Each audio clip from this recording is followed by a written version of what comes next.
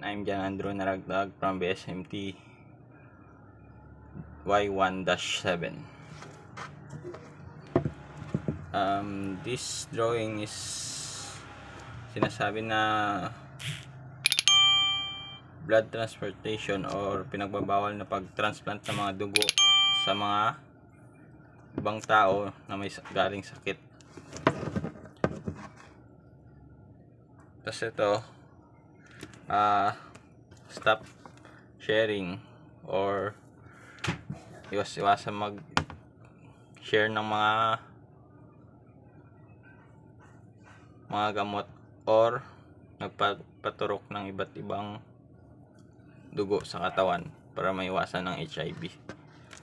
So ito naman, symbols ito para sa mga seafarers.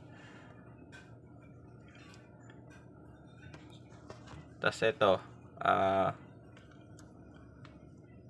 stop AIDS or pag-aralan kung paano iwasan yung pagkalat ng AIDS or pagdapo sa ating mga katawan bilang seafarer. Thank you.